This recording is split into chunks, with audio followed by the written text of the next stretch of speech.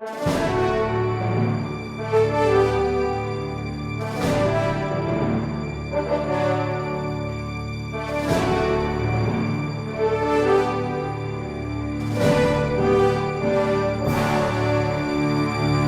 que Padre Pio apanhava do demônio? Bom, muitas pessoas se perguntam como explicar essa realidade de que o demônio, um anjo imaterial que não tem corpo, conseguisse agir na vida de Padre Pio e fazer com que ele sofresse agressões físicas. Bom, a primeira coisa nós devemos considerar o seguinte: trata-se de um fenômeno bastante raro, porém que existe na história da Igreja. Nós podemos encontrar, por exemplo, a narrativa da vida de Santo Antão do Egito, feita por Santo Atanásio, em que vemos que Santo Antão realmente sofria esse tipo de agressão.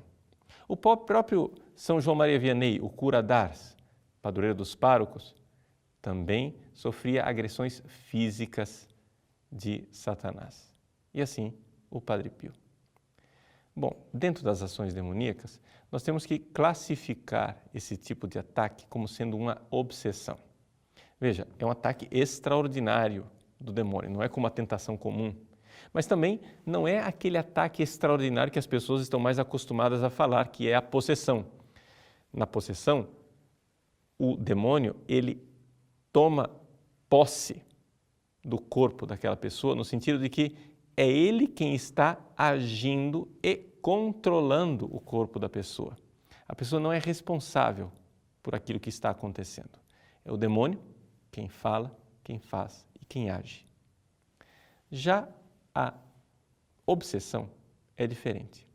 A obsessão é um ataque que visa enfraquecer a fé da pessoa. Ou seja, é uma tentação, só que é uma tentação potenciada, uma tentação mais forte, mais clara e com efeitos mais extraordinários.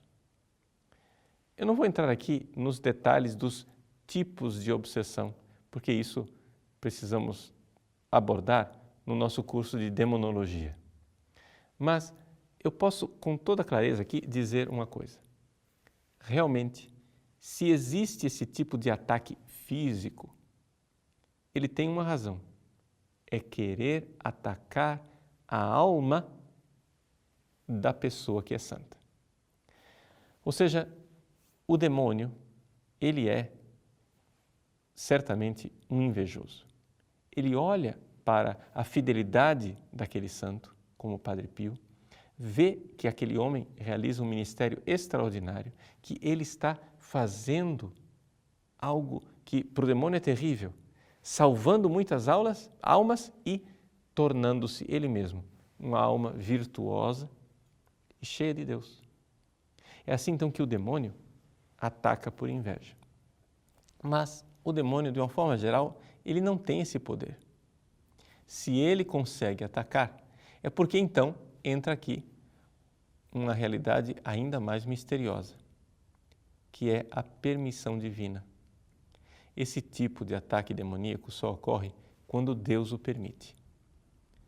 Nós podemos ficar escandalizados e nos perguntar, mas por que Deus permitiria uma coisa dessas?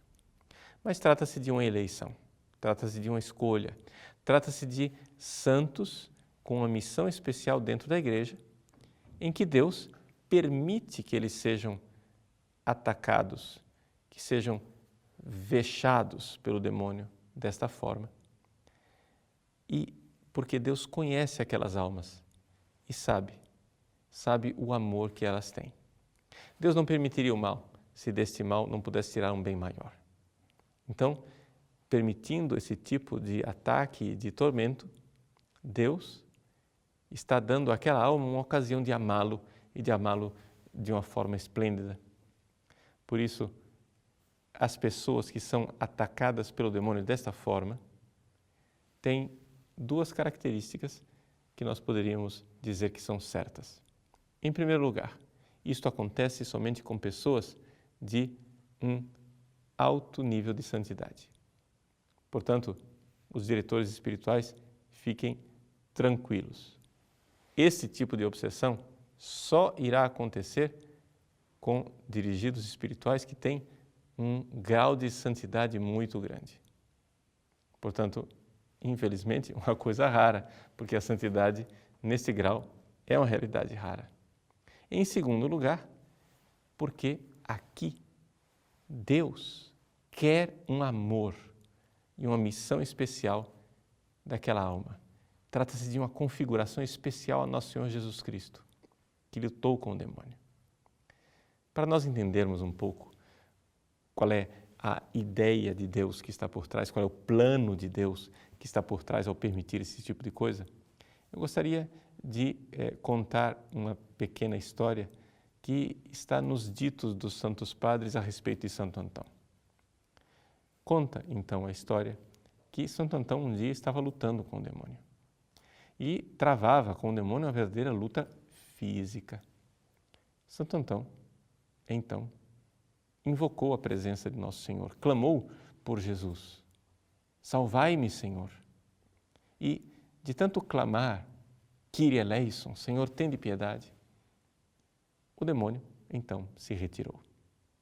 Naquele momento em que Antão finalmente conseguiu a vitória sobre o demônio, Jesus aparece. Santo Antão ficou um pouco triste. Olhou para Jesus e disse: Senhor, onde estáveis quando eu mais necessitava de vós? E então, Jesus, com um olhar de misericórdia, olhou para Antão e disse: Antão, meu filho, eu estava aqui o tempo todo, mas eu queria te ver lutar. Essa é a realidade. Deus gosta de nos ver lutar. Mesmo que nós não tenhamos o grau de virtude e não tenhamos recebido de Deus esta eleição, essa missão específica de lutar fisicamente com o demônio, todos nós temos a missão de lutar. E talvez aqui encontremos mais uma razão, ou a principal razão, para que Deus permita isso com estes homens santos. Eles são para nós uma espécie de sinal, uma espécie de sacramental do fato de que é uma luta a vida do homem sobre a terra. E se eles travaram essas lutas físicas, nós, que não temos a mesma eleição e não temos a mesma santidade, devemos, porém, ficar atentos, porque também nós devemos lutar.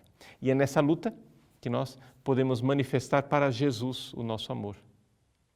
Portanto, se você luta e luta constantemente, você está demonstrando o seu amor por Cristo. Não existe uma outra maneira de nós mostrarmos aqui nessa terra o nosso amor por Jesus, a não ser sendo firmes e fortes na luta contra a maldade e entregando a nossa vida, mesmo que isso nos custe sofrimento.